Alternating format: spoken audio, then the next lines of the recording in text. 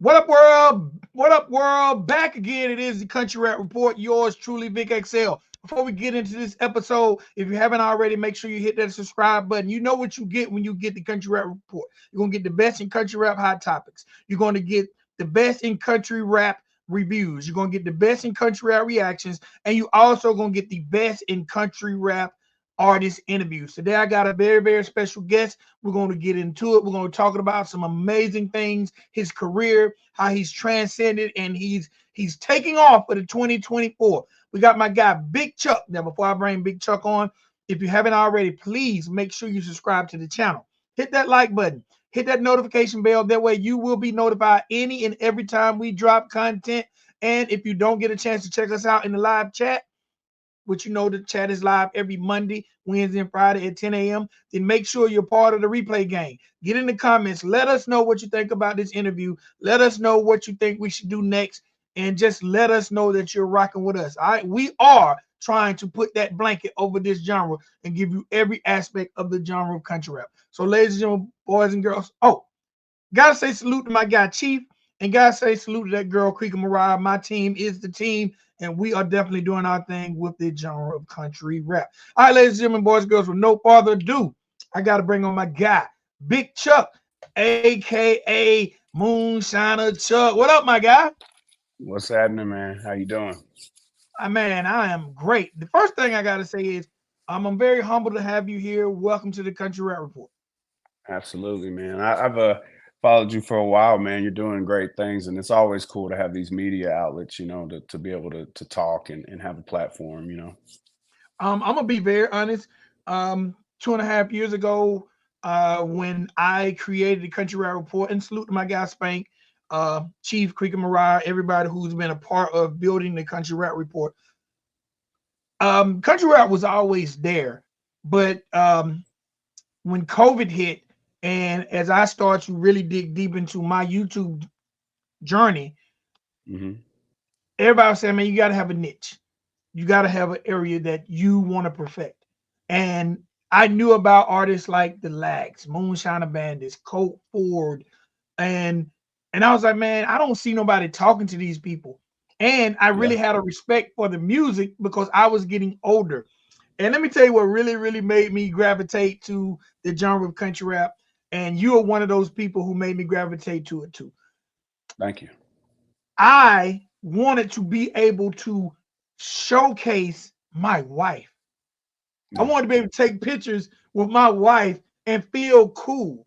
And when I was covering hip hop, it seemed like everybody in hip hop was cool being single. You know what I'm saying? Yeah. Or Yeah. everybody in hip hop, I hit this one, I hit that one. And I was like, nah, man, I want something that represents strong relationships and family values. So Hmm. I kind of shifted gears. I still listen to hip hop, but I shifted gears because I want to represent those stand-up men who believe in their wives and believe in their family, and they ain't scared to post a picture of their wife anytime other than birthday or anniversary. So I was like, you Yeah. know what, man, I'm gonna go talk to these people and we're gonna get their stories and we're gonna create outlets. And I'm thankful that a lot of people since the creation of the Country Rap Report have started to cover the genre. So there's media here Yeah. now. Yeah. And that's a great thing, man. Country rap. When I kind of came into the space, it was still during the MySpace, era, if you will, and Smo was kind of the dude that was really doing his thing at that particular moment. And this was even pre him getting the TV show. And I remember like just being a rapper, like you were just trapped by trying to talk about your mentality and stuff with hip hop in a traditional sense. It was like real mentality driven and expressing yourself like, but you also weren't truly expressing. You were trying to like express yourself in a manner that everybody else would be like, oh yeah, I relate, and so you kind of lost yourself a little bit. And then I got into it. I was watching it from afar, and I was like, literally, like I remember being like just a regular rapper. And when I did the whole, like, I opened up for Boosie and Gucci Mane before, Juvenile. I did all that underground circuit. Oak Cliff, Dallas, only white person in a 500-mile radius that night. You know what I mean? And went down there and did my thing, and was always really a confident performer. Big boy, take my shirt off, all that jazz. And and then whenever I got into the country raps, like I was just watching it from afar, you know, and I was like, man, this is what I like. I really do all this stuff. Why in the hell am I not talking about it if it's cool to talk about, you know? And thus that's where that kind of started. And ironically, the moment I done that, everybody started listening to me and liking my music. Whereas before I couldn't get hardly anybody. And comparably, like if you listen to the older stuff that I done, like people that have been just from around here, like not on no big scale, they would say like stylistically I was a lot colder back then. I was more animated and colorful with my words.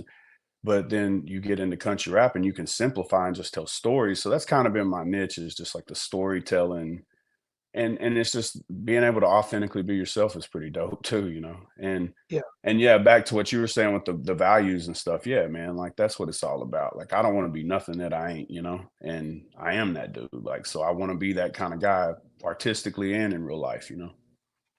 All right, let's backtrack. Let's take them back Yeah. because this is my first time ever speaking with you, other than us talking on Messenger.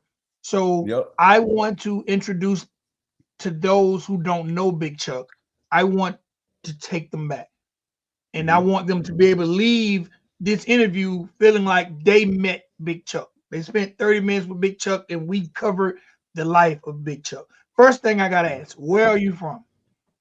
I'm from Arkansas, but Gurdon, Arkansas in particular, which you know, is a little bitty small town with not a lot of hope and ambition in it. You know what I mean? So to be a dreamer in a place like that, it's hard on you, you know. Right. What was your childhood like? Like mother, father, brothers, sisters. What was the household of Big Chuck like? Man, you know, yeah, I grew up in a good structure. I had a father and a mother that my dad was a hardworking dude. My mom was you know, stayed at home a lot and kind of took care of home. We live way out in the country. We hunt, we fish, we gathered. You know, we lived a really simple existence, really kind of still primitive, you know, in a certain ways. Like the hunting for food and stuff was like my dad's mentality. Like we were serious about this stuff.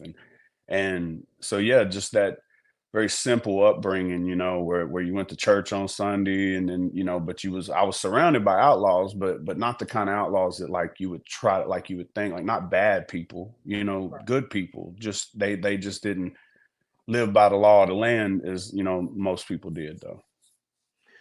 All right.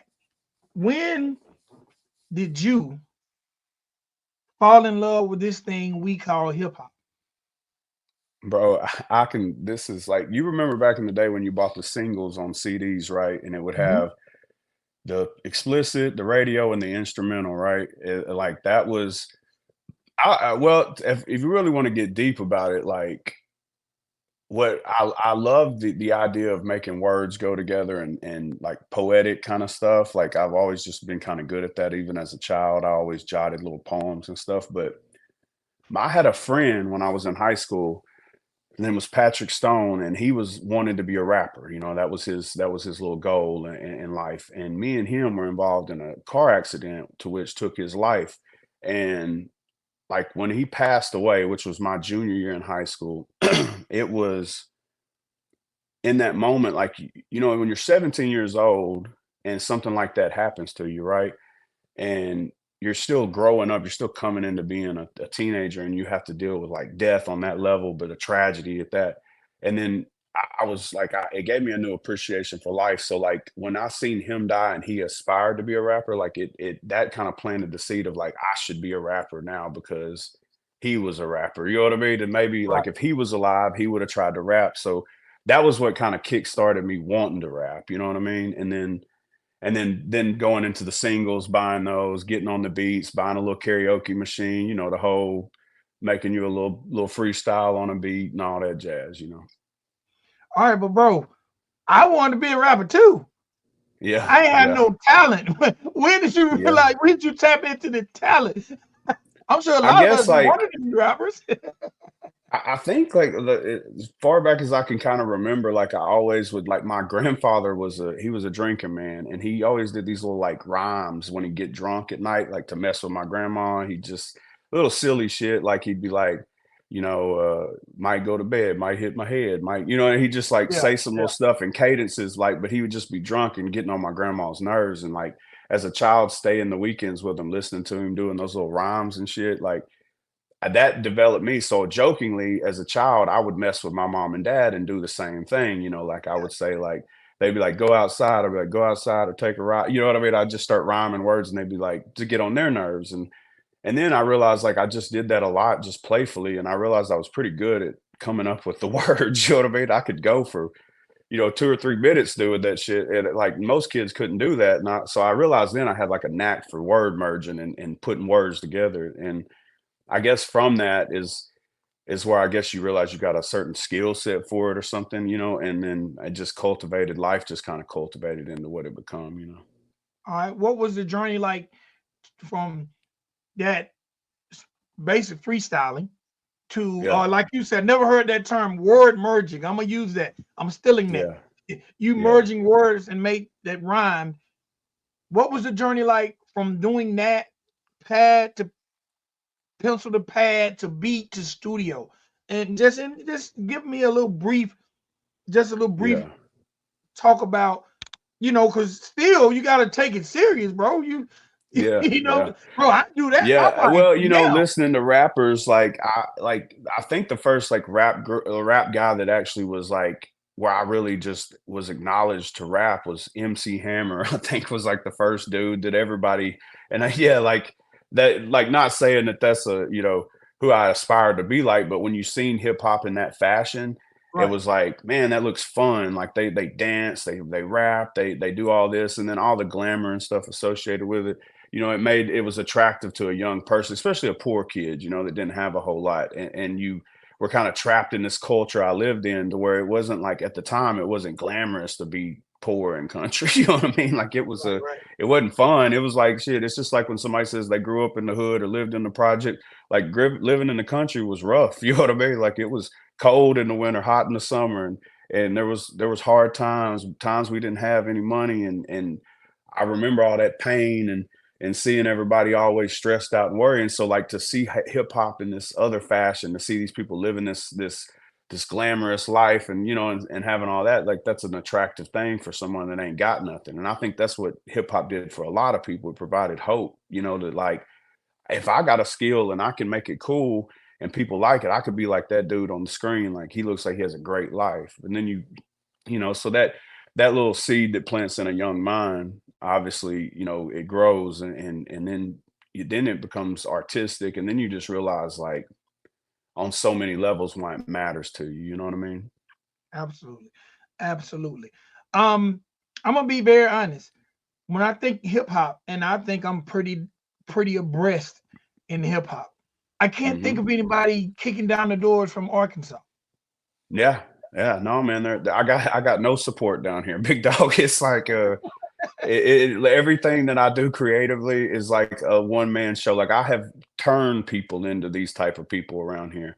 I mean, there's obviously a lot of artists from Arkansas, and I'm not sleeping on that. Like Right, there's some real major talent in Arkansas on the hip hop side of the fence. But on the country rap side, we got Charlie Farley. Like he's from D Queen, Arkansas, and me and him like go back way before country rap was a thing too. Like not we never were like worked together, but like we right. went to the same studio as young people, and he went by another rap name then. And I remember he had this crazy flow pattern, and I was just like, we were like the two white guys that had a little something going, you know what I mean, down here. So it was like, you checked in on those dudes, you kept a tab on all the other white guys that were doing their thing. But yeah, man, Arkansas is a hard place because nobody really, like I said, man, they get up and go to work around here. They don't.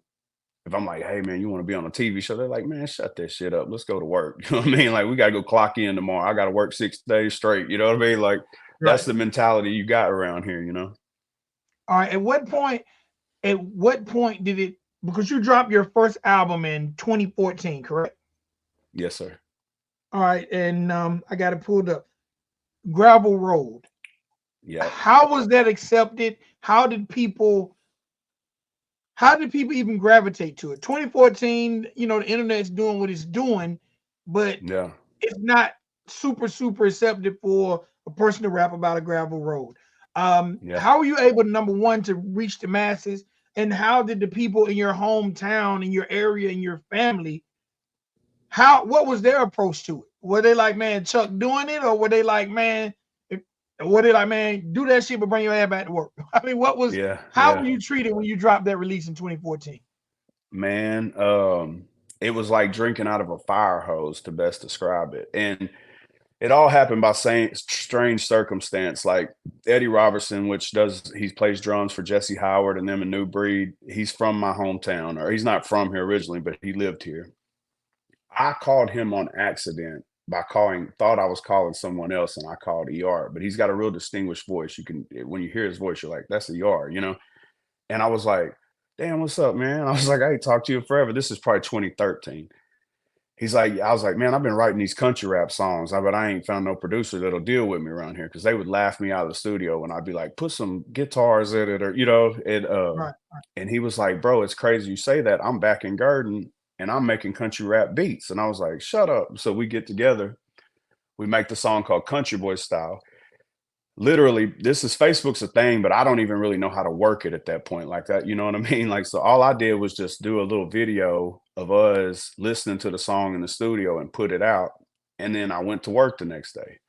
And when I got off, I looked at my phone and it was like 300 plus notifications. I was like, what the hell? You know what I mean? Like, and I checked it, and everybody, I'm talking about everybody, was sharing it, talking about it. Like, just giving me all kinds of like compliments and props. And literally that same exact day, this is the very next day after we released one record, mind you, right? We ain't did nothing else but one song. I start getting messages in my inbox, and one is from a gentleman by the name of Al Lambert, who used to do all the talent stuff for a River Run ATV park at the time. And he's like, hey man, I really like your music. I'd like for you to come out and play and at our mud park. You got a band, right? I was like, yeah, yeah, yeah. You know what I mean? Like I didn't know what to say. I was just like, yeah, I do, yeah, for sure. You know what I mean? And he's like, all right, man, well, you're gonna be opening up for Aaron Lewis, which is a country, like a Yeah. Aaron Lewis. He's a Mhm. worldwide sensation. And I was like, say what? You know what I mean? And he was like, and I'm gonna pay you like it was like $2,500 or something. Now, mind you, I didn't make $2,500 all month working. You know what I mean? Like that was mind blowing, right? And so I hang up the phone and I look at E and I'm like, hey, bro, you still know how to play the drums? And he was like, I ain't played them since high school. I was like, shit, we better get some drums in. And we literally right then and there called, put together a band, had to record the rest of the songs to fill a 90-minute set, learn that stuff in like 2 months' time, practice as a band, showed up, rocked that show. And from there, it just kind of accelerated. And I went on to eventually quit my job and just tour. And I did that for like 2 years consistently. So in 2014 was a really big year for me. So Man, what was that experience like? Because you didn't fake it till you make it, but you basically they pass you baton, you just you caught the yeah, baton and you yeah. just caught out. Yeah, yeah, Like, oh, bro, it was nuts. Like at the time, I worked at a penitentiary, believe it or not, right? mhm, So in the pen, they got phones, right? So like when the song's like doing its thing and it's starting to get big, like all these inmates are getting a hold of this song. And to this day, I still get love from all those inmates that were doing because I was a cool one. I was damn sure didn't have no business being a cop in the pen because I was not such. You know what I mean? So let's just say everybody liked me on the inmate side of the fence. But man, it was a time I'm walking down the hall to the chow hall and I hear my song, and this is 100% facts. And I hear my song being rapped out loud and like a whole bunch of people doing it. And as I approach the chow hall, the warden, the major, they got all the people in there telling them shut up. They in there rapping my song, man. Like just they were so inspired by it. Like things are a big deal to them, in there, and they got a hold of that record and endorsed it. Well, at that point in time, like the warden basically, like, long story short, some other stuff happened, but they were like, hey, you don't need to work here no more. You know what I'm saying? Like, this is causing some problems. Like, you know what I mean? Like, you can't be this dude. Like, it's kind of scary to think you got that kind of leverage and power in here. So, some other things happened, but I stepped down from the penitentiary and then I just took on touring and music and man, had a really good run for a little while at it, and yeah, it was nuts. So to step out on that stage that first time, and I was like going through my head, I'm like, what do I do? How do I do this with Aaron Lewis coming behind me? Like, how do I make people like me? You know what I mean? I ain't never performed. I don't know anything about stage presence. I don't even know how to hold a mic. You know what I mean? My drummer's been playing for a month. I got my homeboy playing guitar that he just learned the songs 2 days ago. And I just went out there, man. And I remember I went out there with overalls on, no shirt, kind of like how I used to do in the original rap days, just like with all the confidence. And man, I came out and I put on Notorious Big. I love it when you call me Big Papa whenever it dropped, and then it came in with the guitars and stuff, and they went nuts, man. And it was like electrifying, you know what I mean? Because it was a lot of people, and it was like a drug addiction right then, you know what I mean? I was addicted to that shit. I was like, oh man, like I ain't never heard nobody holler in a good way for me, you know what I mean? Like other than so, it was fun, man. So you came back a year later. You didn't take a full year off with Little Missouri. Yeah. So were people still rocking with you after Gravel Road? Yeah, Little Missouri was a really dope album, man, because I every instrument that you hear played on that song is literally like my cousins or my homeboys or my uncles, or it was all created by family. So we all Ooh, just that's sat in dope. there in a shed, and ER had a little old shed. It didn't have no heater, no window unit or nothing. Like during the summer, we'd be in there about to die. We were literally like burning up equipment. It was so hot in there. And man, we created that album. I did a lot of cool stuff. Like I got choir singers to sing, but the cool part about it is I didn't have no money. I was just dead broke, and all that was it was homegrown. I just used the people around my neck of the woods to make it happen. And so that's the coolest album to me because of that fact right there. Okay. And I've never really done this with an artist, so it's cool that you have a discography that I can do this. All right. You took 3 years off and Yeah. came back with another full project, House. Um, First question is, why 3 years? Because you got them on the ropes. Boom, boom. You done hit them 2 straight years. Why Yeah. 3 years off? Man, that was where kind of I was starting to slide in some dark times because I'd signed to Damn It Boy Entertainment, which was John Connor and David Ray at the time, which is the one that's associated with Jelly Roll and all that. And that, so I signed with those guys and we did this album. And I don't know exactly the rhyme or reason, but it was just put off and put away, and shelved. And then it eventually came out 3 years later. It was done Okay, probably a year after Little Missouri, I but got it was pretty much shelved for 2 more years. And so it's a great body of work, man. We got Paul Wall on it. Like it was some big shit. And I think as far as like a good country rap album, it's a heavy hitter, man. It just was, the timing was bad and we slept on it too long. And so it is what it is. you. Was House an acronym for anything? Yeah, hustle over standing still. It was me wanting to grind, you know what I mean? Like I was in grind mode, but I'd also like ER moved off on me. My band kind of fell apart. I didn't have a band anymore. I was getting all in my head and shit, and I was going through that dark phase where I was preparing to go into some darkness, and I was writing a lot of songs. So if you listen to the album, you hear a lot of songs about like trying to get through stuff, and I was getting emotional, if you will. You know what I mean? And that was it was a great body of work Yeah. because of that, but at the same time, like in real time, like my life was kind of not real good at that point. Like I had fell off more or less. You know what I mean? I wasn't doing good financially. We were struggling. We were living in an old raggedy trailer, and so that was a rough part of my life. And Gotcha. so yeah, Then you came back with a strong title, 2019 Wisdom. That's a within itself, the word wisdom, that's a strong title. So yeah, was that you picking yourself back up, or absolutely. where did the life change, or what was going on there? Yeah, so when Wisdom came out, this is whenever I finally kind of come out of depression. You know what I mean? Like I'd been depressed, I had been defeated in all fronts, and without going into all the particulars, just know I was going through things. And I wrote this as a guide map. It's nothing like any of my other music if you listen to it. It's not even country rap at all. It's literally a guide map. It was 7 songs. I dropped it on 7/7. Uh and every one of those songs covered different emotions that I was battling or dealing with. So it was like I wrote that in the instant that I ever were to go back into some darkness, that I could go back and reflect to those songs, and it would kind of help pull me out of that shit, if like a guide map. Weird artistic shit, but that's where I got into that kind of space, you know. So you know how it gets. Okay. All right. So I want to come up to now, and I just want to go through your discography real quick for those who might not be Yeah. familiar. Yeah. Everybody, Yeah. everybody take time and go back and listen to all four of these masterpieces and see the different phases and the growth from my guy Big Chuk. All right. Yeah. It Now this is the definitely is rapper different. question I ask everybody. Has it always been Big Chuk or have you had name changes in the come up?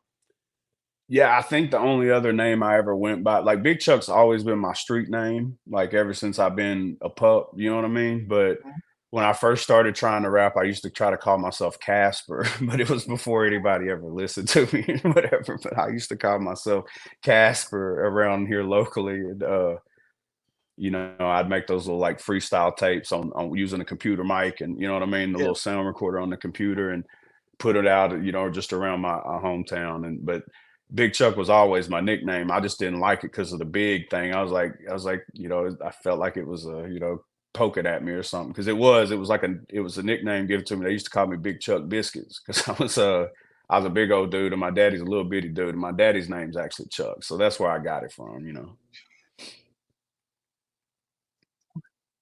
Okay.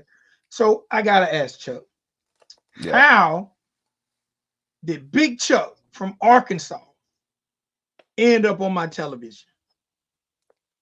Yeah, man. I'll tell you this. Oddly enough, um, I had literally said forget entertainment altogether, right? I got on some other shit and been on some business stuff, and was doing really well for myself, and had no aspirations to do this entertainment stuff ever again. And Poe called me, and Poe was like, "Bro, you done did videos with everybody else, and you ain't never did no video with me. Like, just one video is all I'm asking for you to do." And one song, and I know how I am, though. That's so I'm scared of that kind of shit because I'm all in every time I go into something, you know. And so I go down to Louisiana. We do the Do What We Can record and put out a video. I end up stopping by the studio and I drop that I'm Back joint playfully, like dudes just like just do it for the fun of it. You know what I mean? Like just what the hell. Well, I'm really down there doing this. You know what I mean? Like that was my motivation for being down there. Like that's what I was down there to do. Poe was having an event and I was, you know, doing my thing. Well, one gentleman that was there was like, "Man, that tastes really good. You ought to go on that Master Distiller show." His name's Danny Beavers. Shout out to Danny Beavers. And he's like, you ought to do the show." And I'm like, "Yeah, yeah, you know how it is. You know, people hype you up for something. You're just like, yeah, yeah, for sure. Let me know." And I go home. Long story short, the production company hits me up. I think they're spam. I don't even respond or anything. Then Danny hits me up and he's like, "Bro, the production company, I reached out to them. They should be hitting you up." And so I got on there and they were like, "Hey, do a video of you just so we can see it." And she was like, "It'll be like, if you can get on the show, it might take a couple years." And I was like, "All right, cool."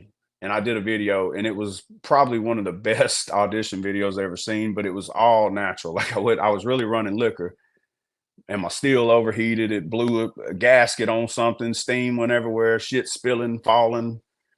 And she called me back immediately and she was like, "I need you here this weekend." I was like, "Whoa," you know. So I went and I do Master Distiller, which airs January 30th. Shout out to Master Distiller. Y'all tune into that.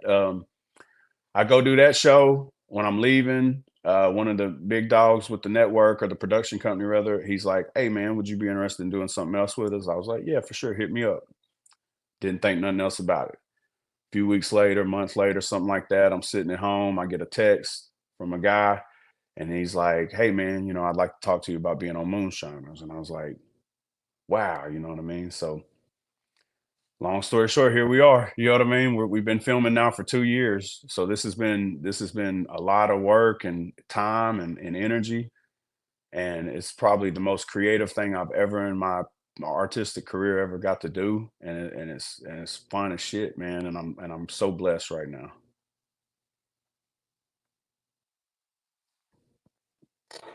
How has being on Moon You lagged on me. us with Moonshine? All right, I'm back.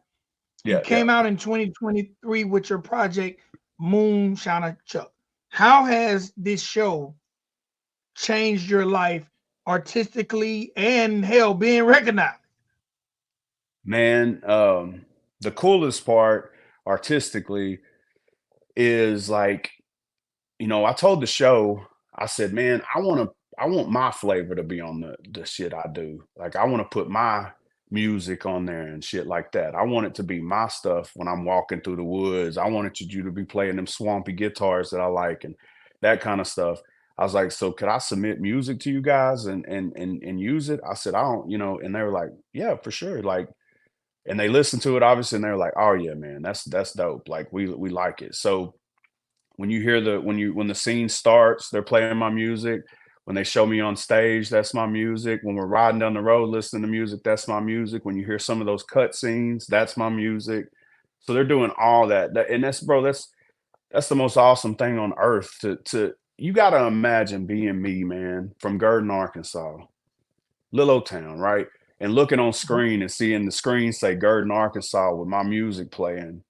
How cool that's got to feel to someone. You know what I mean? Like at this point moving forward, man, like it's all about just doing cool stuff, and that's legendary shit, man. And I don't. It ain't about the popularity I gained for it. Obviously, everybody wants to make money doing this shit, or we wouldn't be doing it, But artistically speaking, to be able to accomplish something like that and be proud that I was able to put on for a little town like that, like that's cool. That's my son's truck. Sorry about that. That's all good. So yeah, Um, man, it's awesome. It's cool as shit, and artistically speaking, it's one of the neatest things ever, man. Like for real. all right, and if I'm you can give the answer that you can if you choose to answer. How did you get into moonshine? Man, country rap. When I did that Mud Park show that I referenced, that very first one, I noticed every single person in the audience had a mason jar in their hand, and I was like, of course, obviously, I'd heard of moonshine, right? And I was like, damn, everybody's drinking that. And I find out it's a dude down there, selling it. And this dude, man, this dude's living better than everybody on stage. And all he's down there doing is just peddling this moonshine. So I was like, right then and there, I was a hustler. I was broke. Like I said, man, I had nothing going on, you know what I mean, other than street stuff. And that was how we survived. And so I was like, I'm fixing to learn how to do this shit and I'm gonna make me some money doing it. That's how I'm gonna take care of my family because rapping is a whole lot of labor of love. Like I didn't get paid a lot. You know what I mean? I had a Right. couple of home run shows, but you know how it is. It's a grind. It's and meanwhile, I had my daughter was 1 years old at the time. No, she was older than that, but she's 3 or 4 years old. Like in a very important phase where money was very important to my family. And I didn't have no money, so moonshine was the answer to all that, and it was very lucrative and very good to me, at that time.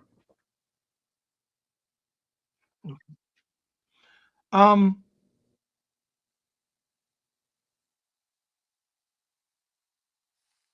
air, and Froze I up. kind of want to end the show with this.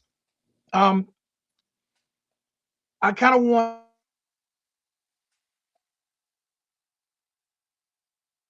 I lost you. off air. Facebook friends. I don't know what's going on with my internet. We're Facebook friends, right? Yeah, yeah. And I've noticed that your wife looks like she could be my cousin. Yeah, that shocks a lot of people, but yeah, yeah, yeah, my wife I've been with my wife, altogether 20 years, and, yeah, she is a black woman, and I do have a biracial daughter, and I have 2 fully African American children, and I have 2 African American grandchildren, and that's me, and that's my family, and I've been with her for 20 years. So before rap was rap, when I was writing my name on the CDs, Big Chuk, check this, my new single, that was her doing all the writing on the CDs, and I was burning them, and she was writing on them, and we were selling them. So she's been by my side. She's we've been through all kinds of stuff, good stuff, bad stuff, all that stuff. But I'm proud to say that here we are, 20 years strong. We're better than ever, man. We've I've showed her that how good of a guy I could be, man, if I was able to just get out there and put my feet to work, you know, and provide for my family. And there was times where I know that was hard, you know, and because we were struggling. And so she stayed through all that. And now that we're in a much better place, it's such a beautiful thing to know I got her and my family, and ain't never changed. And that's always been my foundation, you know what I mean? And so yeah, my old lady's black, but she's just my old lady, you know what I mean? All right. First of all, I want to say y'all look good. Y'all Yeah, look good. thank you, buddy. Thank you. Second thing I want to say is, bro, it's nothing like seeing family values and love. Thirdly, I like to say I love when, like, my wife is Hispanic. I love diversity because I want the world to know Okay. love is love. And we really don't choose who we love. Absolutely. Sometimes love chooses us. So when I hear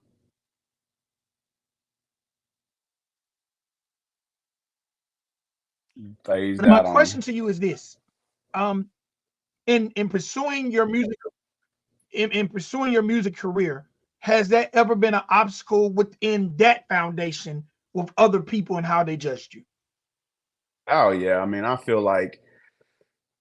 been a victim of all kinds of racist stuff, man, from both sides of the fence. And, you know, and I've dealt with that. Um, and yeah, I do feel like I've been treated differently when people thought that, like, they're like, oh yeah, he's got a black old lady. Like he ain't what he says he is. But like, you know, and that's just their own ignorance, man. People have to I have to understand that some people are just ignorant and they'll always be that way. You know what I mean? But I feel like every time I'm out with my family and people see me like with my son and they see how like genuine like we just love each other and it's just we're just like normal people. It's a strong testimony to like there's hope for all that kind of shit, you know, and I'm proud of that shit, man. Like I'm really proud that like when people see me and my kids or me and my wife and they're just like confused really, you know what I mean? They're like, how is this? Because my kid, man, he's got dreadlocks and they're dyed on one side and he's wearing the skinnies and the, you know, he's that dude. And then here I am with my overalls on and we're all out eating and shit. And everybody's like, what the fuck is going on over there? You know what I mean? But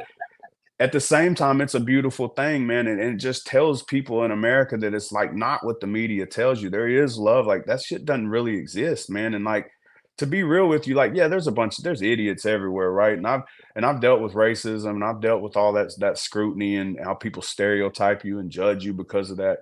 But I don't that at the same time, like there's a whole lot of other people that see that shit and it inspires them, you know. And so like inspiration is a cool thing. So I'm just glad that God made it all happen how he made it happen because like every time I see somebody looking at us, and I've had people say some really kind words, you know what I mean? And like when I hear that kind of shit, it's good because I put on for everybody. Like, you know, I want to send a shout out, man, and you need to get with my guy Goonie Shakur is featured on the show. The scene where I go up and shake hands and we're in Little Rock in the hood. That's my homeboy Goonie Shakur, a fellow artist as well. He does a lot of the trail ride type stuff and makes that kind of music. But if you were to just look at Goonie, right, with the teeth in his mouth, the tattoos on his face, the wigs, you know what I mean, at the time, you would immediately think of this dude in another light, right? But this dude is way more country than I ever thought about being. They got horses and race horses in the backwoods and do all that stuff. So like what my goal is to culturally kind of show people, you know, in the world, like I don't know how everybody else is, but down here where we're from, we're all just one and the same, man. We're just people, you know what I mean? And so it's a beautiful thing to do that and try to change these narratives, these false narratives out there. And it's really cool to have a TV show platform to do that with, you know. No doubt. I just followed Goonie Shakur. All right, bet. I'm branching off, and again, I like to cover music. Yeah. So I started covering a genre of music called Southern Soul. I'm not sure if you're familiar with it, but Zydeco, Southern Soul, and trail ride music, they all kind of have the same fan base. So Yeah. I'm definitely, I just follow him from my Southern Soul page, but I'm gonna reach out to him because I want to build with him also. Yeah. No, So man, he's a really like good artist. So he's like when you listen to his music, he makes just basically he sings a lot, but a lot of his music's pretty much just like pocket rap stuff. He's worked with Zaytoven and all kinds of stuff. I mean, the dude's really talented, and I've seen something in him. Like my wife's brother, he passed away at an early age, and I met Goonie then just a youngster, you know. And you know how when you meet people and you're just like, there's something about dude, like one of these days, me and him are gonna be doing something together. I don't know what it is, but you just get this vibe from people like where you know you're gonna be doing something with them in the future. And then long story short, years go by. Me and him ain't just like we don't just kick it like that. Like we weren't, we do now. And then the show comes about, and like the first person that just dawns in my mind, I was like, I want to get Goonie involved with this, like he's good on camera. I like his music. I think and man, I'm really glad I did because he adds such a cool dynamic to the whole concept of the show. So shout out to Goonie, shout out to my cousin Joe Boy that's on the show. Like I said, it's a family affair, man, and we're just out here trying to change the world, baby. I think that's dope. In closing, man, what can we expect in the future from Big Chuk? Man, I'll tell you like this, bro. I'm so inspired now because doing the TV stuff and watching that, like, and being like, wow, that's the dopest song I ever wrote. It feels like, you know what I mean? Because it's in motion. So now, like Moonshine or Chuck, the album, if you listen to it and you watch this season as it goes, right, and you go back and reference that album, you're gonna be like, I see what he did there. He's telling me these stories in a musical way from the show, and so I just at this point in my life, man, I'm older. I'm 41, man. Like I said, I don't the whole like wanting to be like a popular rapper type that ideology is not really my mindset, but artistically and being able to be creative and like make music that correlates to something I'm doing, you know what I mean? And like painting these really cool pictures that's neat as shit. And I'm gonna just dive into that even further, man. Like who knows what I might do? I'm gonna write a book. Like I want to do all kinds of creative stuff because now I feel like anything's possible. You know, like there was a time I didn't believe that way, but now I'm like, if I could do this TV thing, I could probably write a book. You know what I mean? If I could write a Right. book, I could probably be in a movie. Like who knows what I can do, right? So I'm just excited to be able to work and artistically express myself and man, that's just all like positive vibes, man. All that other stuff is solidified. My ego is in check, brother. I don't need nothing to stimulate or feed my ego. Like I'll leave this conversation right here and I'll go in there and eat me some breakfast and hang out with my family. You know what I mean? And I'm Right. off finally from filming, so I get to do that. And then I'll go back to work and film and I'll work as hard as I ever work to try to make good stuff. And none of that other stuff matters to me, like no ego driven stuff or no pride driven stuff. Like I'm really at peace and I'm happy to be there and I don't want to ever come away from this. Like this is the greatest feeling ever to be at peace, you know. And Right. so musically, like I won't ever participate in anything that's not of that nature because I want to stay on the up and up because I'm a head case. You know what I mean? Like, and if you get me in the bad way, I'll go Right. left, and I can't afford to do that, man. I got people that need me and depend on me, so I'm just gonna be Absolutely. happy, cheerful. I hope that your show blows up to the moon. I hope your platform grows as big as it could ever grow, big dog. I wish nothing but blessings on everybody that hears this, and I hope you wish the same on me. And Absolutely. if you guys haven't seen the show, please go check it out. You can stream it. It's called Ozark Outlaws to the Rescue. It's a 1 hour special featuring me, Goonie Shakur, Joe Boy, my cousin. Uh, man, I didn't get the Nielsen ratings just yet, but let me just say I got a little context that said we had a big spike that night in network viewing. So I think it did really well.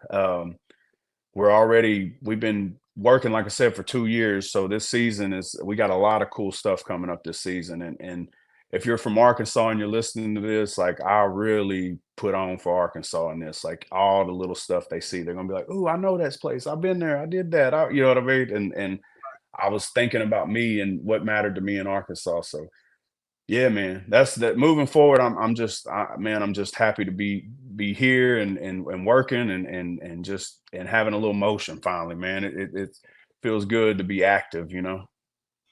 Last question. This is my last question. Maybe. Yeah, Maybe. yeah. So will there ever be? Because I know you guys work very, very well together. Yeah. And as a fan, I'm gonna put this on the screen. Yeah. I need a Big Chuck, Big Poe collabo. Oh I'm talking yeah, about man. Like that. project, like at least 5 song EP. Because I'm gonna be honest, that video that you spoke of when y'all was in the backwoods moonshining, Yeah. y'all sounded so good together. And Poe hit me and was like, "Look, bro, you got to talk to my dude Chuck. He's got a history. Yeah. I'm pulling him back in, and Yeah. you got to talk to him." So me and you been. That's probably what made me even friend request you, and we've been trying to lock it up Yeah. since then. Yeah. Can I, Yeah. as a fan of Big Chuck and Big Poe, can we get at least a 5 song collab? Oh man, yeah, we've already been talking about that. So Okay. we've got some plans in motion. Yeah, for sure. And I want to say, real quick about Poe, man. That's my friend. Poe is my friend, like a real friend that has not just an acquaintance, not an associate.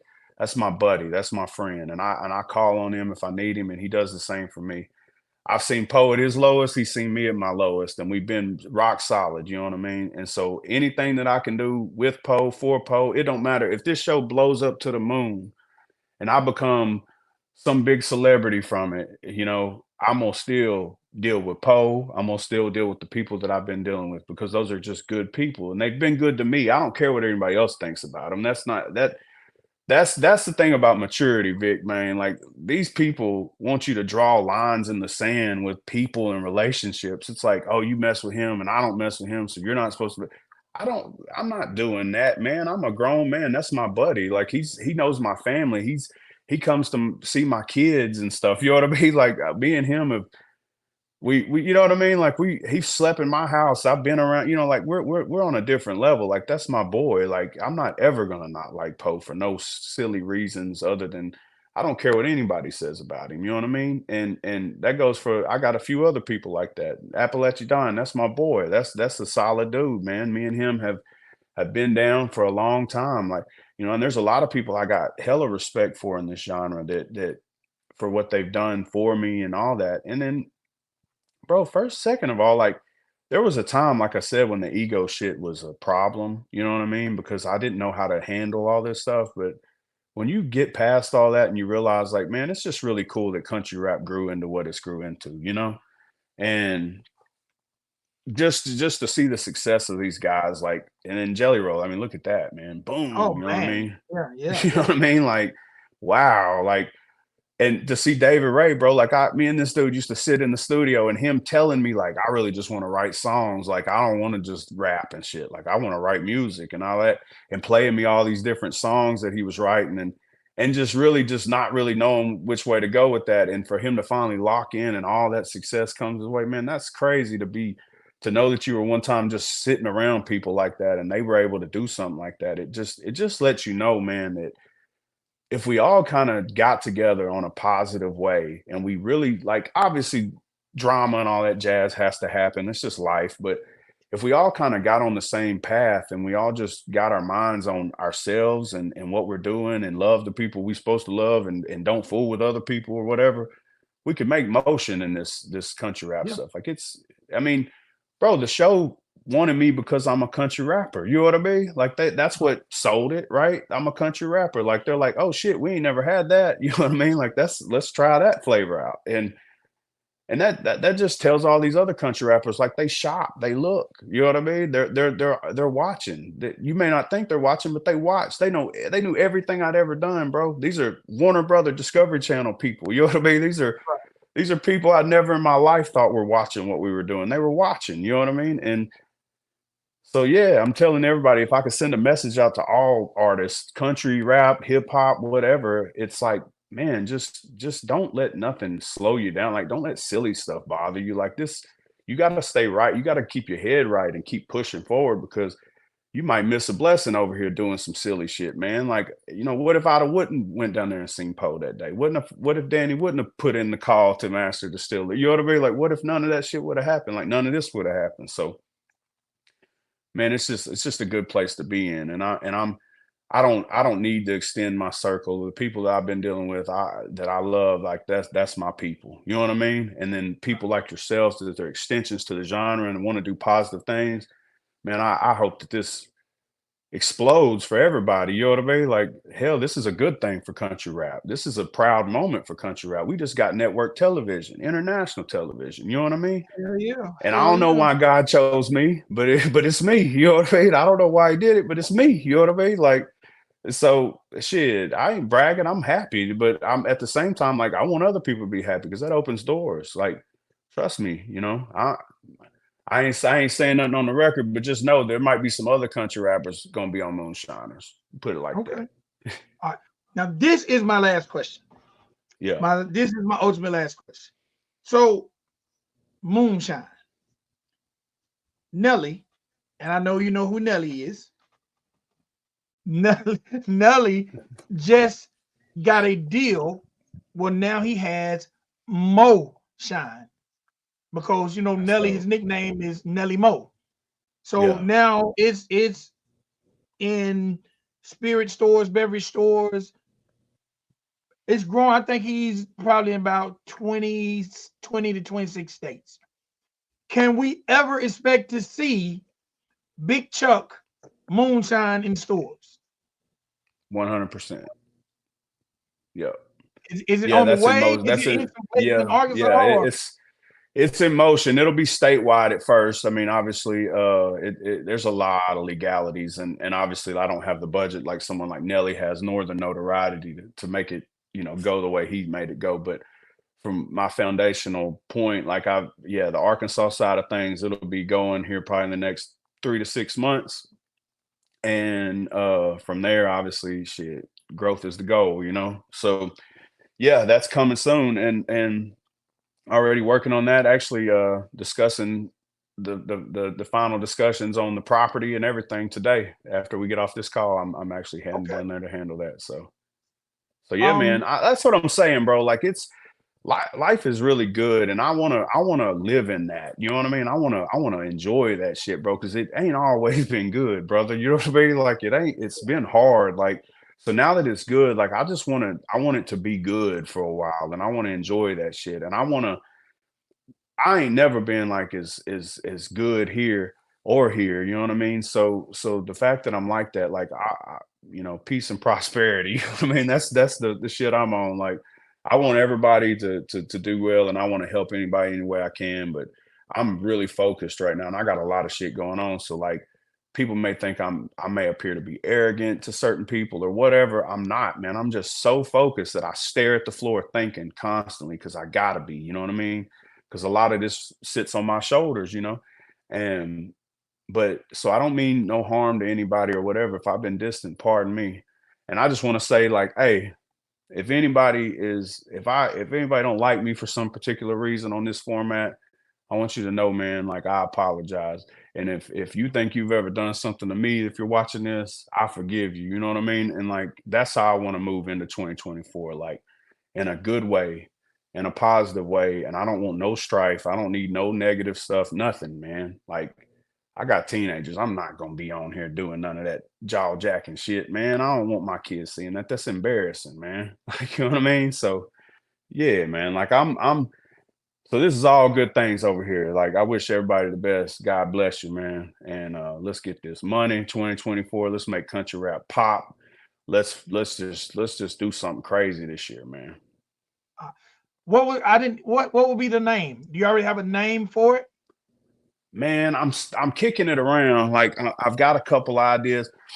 Funny the show is portrays me and my cousin as the double cousins on there, and like it's a joke that at first my cousin he was like they calling us inbred. You know what I mean? Like I don't want to be depicted as inbred on TV. I said no, man, we ain't inbred. It's just saying that we're kin, both ways. Like and so anyway, I'm thinking about leaning into that, you know what I mean? A little bit like double cousins or something, double cousins distillery or some shit like that. I don't know. And then I've got some other names that kind of I've been stewing on. That's why I really, when I told you I was hunting, I was really like out there trying to get my head together so I could come up with. That's what I'm working on mentally right now. Is that so? Man, hey, if anybody's got any suggestions, comment them, or hell, if you got suggestions, let me know. Like I'm anxious to hear any ideas people have, man. So I want to ask you a question. Do Hmm. you mind if I run a not necessarily a contest, but a poll on my YouTube channel and my Yeah. Instagram? We're looking for ideas for Big Chuk's moonshine. Do you have a problem if I do that? No, man, hell no. You do what you want to do, man. That's cool. I'd be excited to see that. Yeah, that I mean, like I said, I'm thinking all the time, but if I could get some input, man, that'd be really cool because I'm really kind of stumped on it because there's so many different directions you could go with it. You know what I mean? Like you and however you brand yourself is how your brand is. So I don't want to mess up, you know. So yeah, man, if you definitely, yeah, do that. That'd be cool. That'd be dope. Yeah, I ain't gonna lie. I think Nelly struck gold with Moonshine, considering that's That his real nickname. I'm like, yeah, Lee.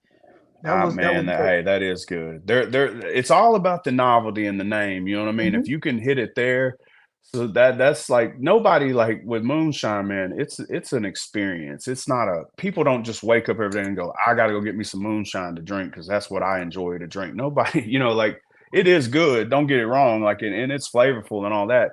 But you buy a jar of moonshine because you're like, oh shit, moonshine. You know what I mean? Like that's Yep. moonshine. Like and then you got me, if I'm able to say, like, yeah, man, like, you know, tell you the story and the history, like behind me over here, that's our steel cap for one of our rigs. That's still a 700-gallon pot right there. So, like, you can't really tell how big that is, but that's massive. You know what I mean? Okay. Right. And that was built by Josh Owens. And I mean, we got 700-gallon steels, we got 500-gallon steels, we got 110 gallon. You know what I mean? Like, this is just wait what y'all see, man. And so to buy a jar of that we making, they're gonna be like, yes, sir, give me a jar. You know what I mean? And it just has to have that right name. That like I don't. You probably ain't watched the show, but if check it out, the liquor we make on there is made out of cattail plants, and we called it cat liquor. You get it right. That might be the name though. Yeah. But I'm talking about an overall like distillery name, but cat liquor, yes, for sure. Like it was so fun with all the innuendos, you know, you'd be like that you could say cat liquor in a slick ass way, you know what I mean? Yeah. Like cat liquor get you there quicker, you know, all that kind of stuff. And so yeah, that's what we made on the show was we made liquor out of actual cattail plants and we called it cat liquor. So there you go. All right. There are people watching now who want to know how can I get my hand on a jar of that.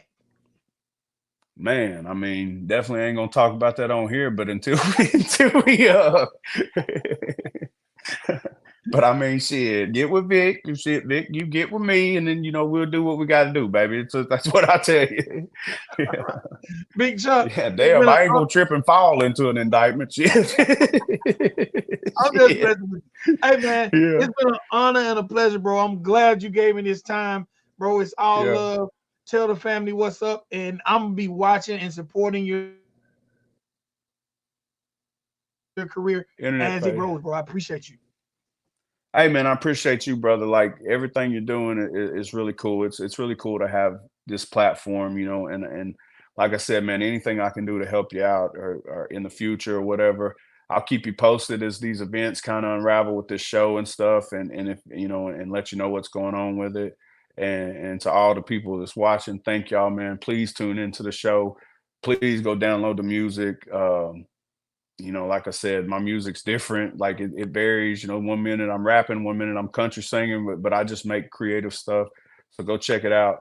And to all the other entertainers that may be watching this, man, I hope y'all kill it this year. I hope we all kill it. And I hope we change the game, man. And this is Big Chuck. Love y'all.